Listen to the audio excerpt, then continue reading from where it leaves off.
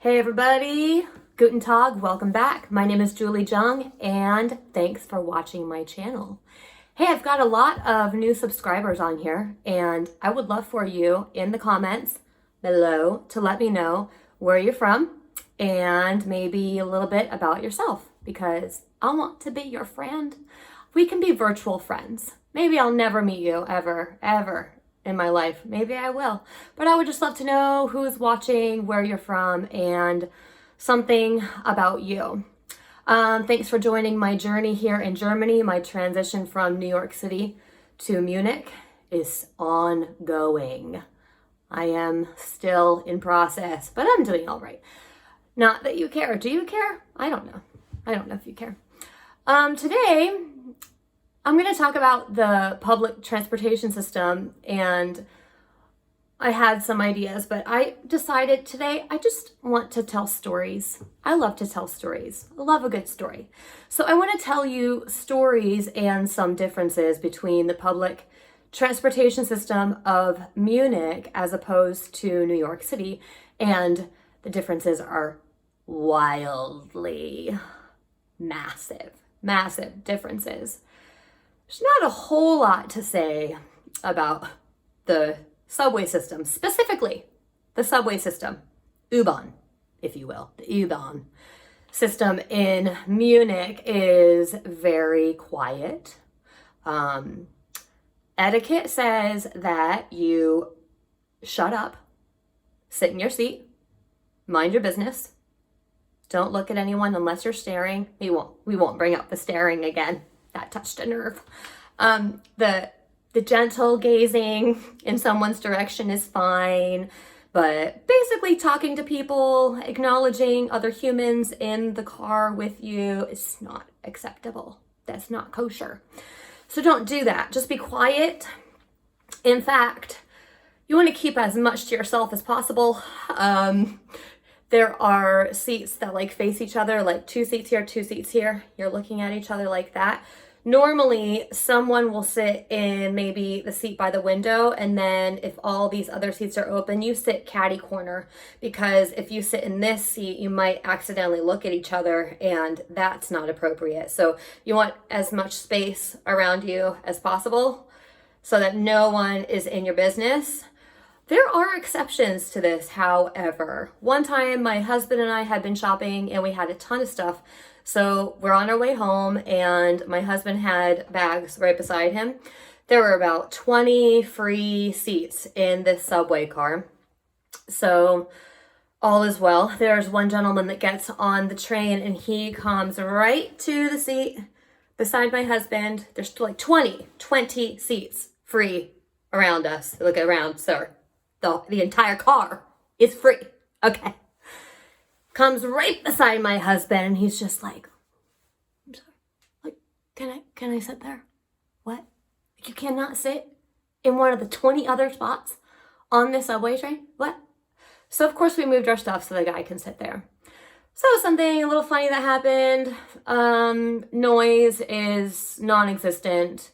The only time I've really ever heard noise on the U-bahn or subway, whatever you want to call it, is around Oktoberfest, when it's all foreigners anyway, so I doubt it's Germans being loud, but the tourists are just obnoxious tourists, probably all American too.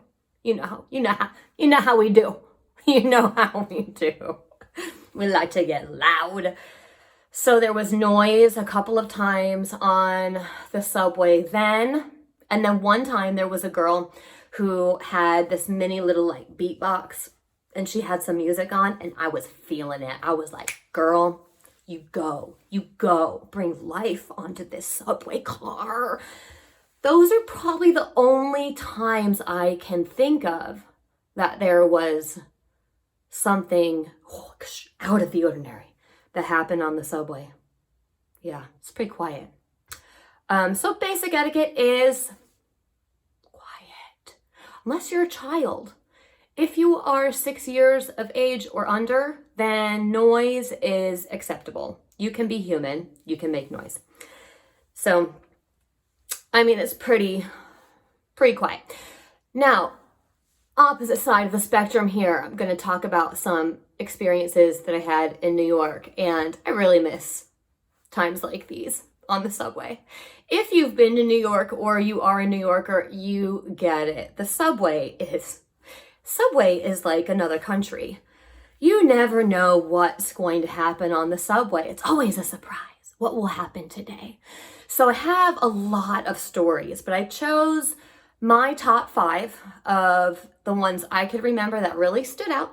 And I wrote them down right over there because I forget, I wander, I go off onto a rabbit hole, and then I'm going deep into a hole, and I don't remember what I'm talking about because I like to talk and I like to tell stories.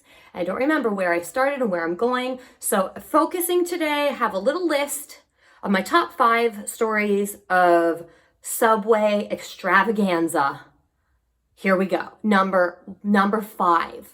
I've named them as well. This one is called Violent Dancers. Now, in the New York City subway, you often will have gentlemen, normally guys, sometimes girls, normally guys that come through and they do these dances to impress the riders and to make a little money. We're making some cash money.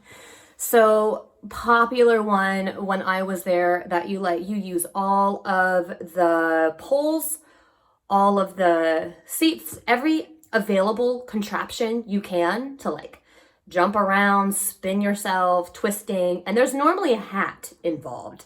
They're now flipping the hat off, then they pop it with their foot and they catch it with their head again, or they pop it with their foot and their partner catches it with the head. It's very intricate dance, and they really get into it. So one time, subway's packed and a guy comes through, turns on his little sound system, with pumping. He's doing his little dance thing, and he comes to a part where he has to flip with the poles that he's holding on to. So it's pretty close to the ceiling. We need practice, sir. So he flips, he ends up banging his head so hard on the ceiling. And normally people don't watch when these dances are happening because New Yorkers are stoic. Nothing impresses us. Nothing makes us look. We just look away. But this guy hit his head so hard that the gasp in the subway car was oh my God, this guy killed himself. Unfazed. This guy was unfazed. He kept going, and that is a sign of a true subway dancer. He's committed, no matter if I'm bleeding, if I have broken a limb, or seriously injured myself. The show must go on. I would like to know if that guy made a little extra money from that, but I am the kind of person that will laugh when someone falls or hits their head or something. I feel your pain. I'm with you. I'm with you. But I also find it a little funny. And so I'm trying really hard not to laugh. And unfortunately, I did not get it on video. Normally I record these people because you just never know what mishap will happen. So it was quite entertaining. Number four I have called the Screaming Man. There's a lot of screaming on the subway. It's loud screaming. Just people screaming all the time. So there was a screaming man. Now it's morning time. Everyone's going to work. We're all tense. Everyone's anxious. Subway system in New York is very unreliable. So you never know if it's going to be on time. Is there a time system? There's no time system. In Munich, there's on the dot 10 minutes, 5 minutes, it's there. And it will actually tell you when it's coming. In New York, it's highly unpredictable. So there was a guy on his way to work, just like all of us, sir. We are all going to work. Okay, so we're all tense, and the subway was stopping and starting literally every second. And then every second it would stop and stay for 30 seconds to a minute. So to go from station to station was taking 15 minutes. I don't know. So this guy is losing his mind. And every time the subway would stop, he would scream the F word, F, F. And he's looking at his clock, and it's dude, we are all trying to go to work, and you doing that is not making this go any faster. Actually, it's making me really tense right now and anxious because I don't know if you're going to blow up. You're going to go off and like start becoming violent. I don't know what you're going to do. So I would like you to just keep it under control over there because we're all trying to get somewhere and you're not helping the situation. But this guy was just like the whole time, F, F, F, ah, screaming. Whew. I get flustered remembering that experience. So by the time I got to work, I was just like, hi, what's going on? So that was a very intense situation. Haven't experienced that on the Munich U-bahn. No. Number 3, we're going to stay on the lines of the screaming. This one I have entitled The Screaming Woman. Now, this Saturday, spirits are light. On the weekends, everyone is footloose and fancy free because I don't have to go to work. I'm just playing. In New York, people work hard, play hard, everything. We go 100%, baby.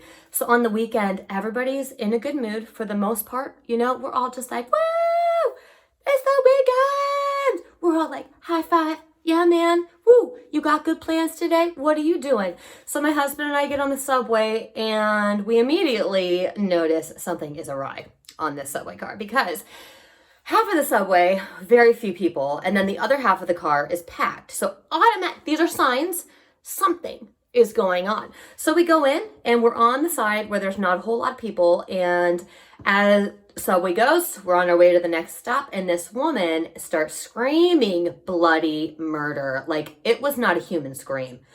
Screaming, spitting. She's spitting on the chair. She's spitting on the pole. And I'm very close to this woman. So I'm just kind of like, you know, scoot my way over a little bit, and my husband too. And we just stand there because you don't want to show alarm. It's another rule of the subway system. If something is happening, don't show alarm. Because that person will target you. They will find you. They will say, that one, that's a weak one. I've got to go get them. So I don't see anything. I'm not sure. Just quietly make your way over. So eventually we make it to the other side of the subway car with all the other people. But every stop, people are coming on and they're going to go sit in those chairs. And everybody on the other side of the subway car is like, no. This lady's been spitting all over the seats and the pole. So don't sit in that. Can't save everyone. You can't save everyone. And I know that those people getting on the car, they saw all those empty seats and they were like, oh, baby. Because when you get a seat on the New York City subway car, you have won the lottery, my friend. So you get on the car and you see all these open spots. You're like, yes. But then you sit down and you quickly realize, oh, this part of the car is unoccupied for a reason. So we just eventually got off that subway, that car, and we waited for the next one. Not worth it. And she was crazy. You just never know what people like that are going to do. She's insane. Lots of insanity in New York. And God, I miss it. Number 2, am I going backwards? Number 2 is... title of this one is not so great. This is just called Beggars Looking You in the Eye. So on a typical subway ride, we'll have like 3, 4, 5, 10, 100 people coming through asking for money. You become really hardened and immune to it, unfortunately. It's a big problem in New York. It's the homeless situation. So there's lots of beggars. Oh, I just kicked the camera. We're fine. There are a lot of people that come through asking for money. Normally, they kind of just like walk through and ask, holding out their hat, and they're done with it. But one time, there was a guy who was on the floor, crawling, and he would go from person to person. He would stare you in the eye and just look at you for a good 30 seconds to a minute. Awkward. So the goal here is become invisible. Don't look. I don't even see you. I don't know where I am right now. I'm not looking at you and I don't see you. And he came to me. And I was like, oh, please no, please no. Just let me be in my earbuds and just please don't bother me. So he's there, he's staring, and I'm doing everything I can. It's like you're not supposed to look, but you want to look. And you're like, please don't look at me, please don't look at me. And you just wait it out, praying that you have a book or something that you can like just put over your face, but I didn't. So I was listening to music and I was just playing a game, really into my game. Like, wow, this game is so good. Can't even see you, sir.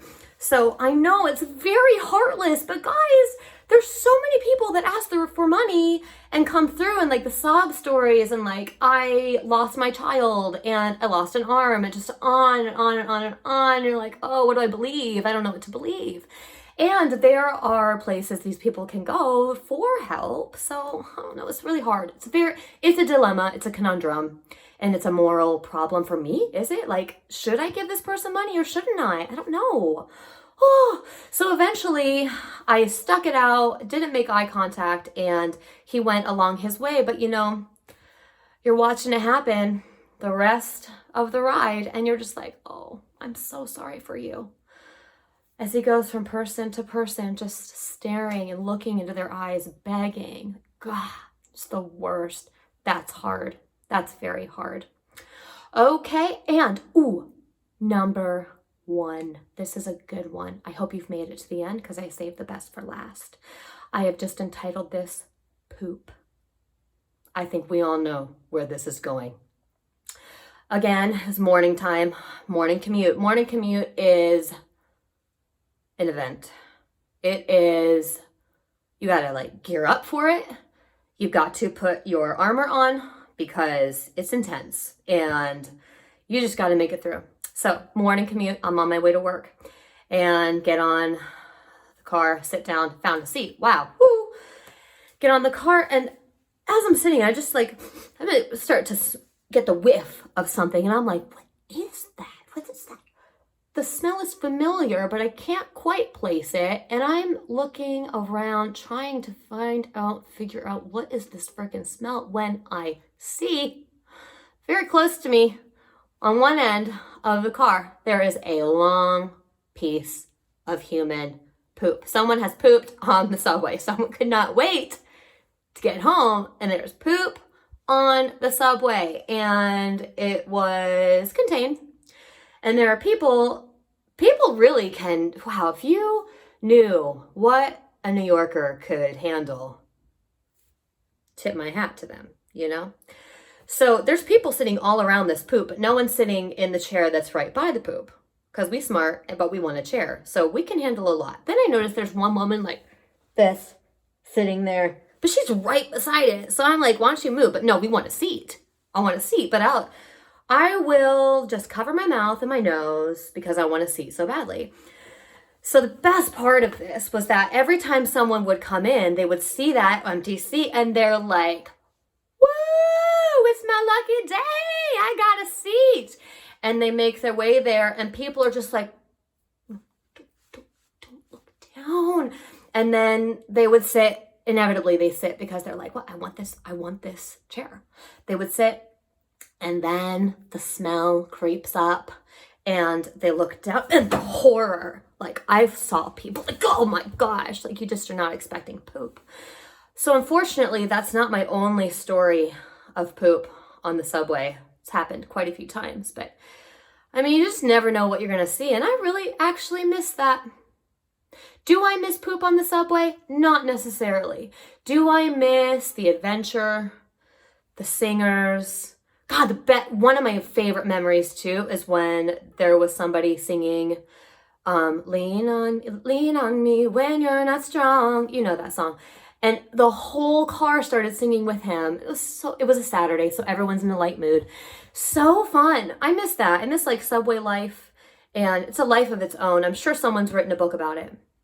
But I just miss the adventure of that. It's pretty dull here. You know, it does the job. It's clean. I like that.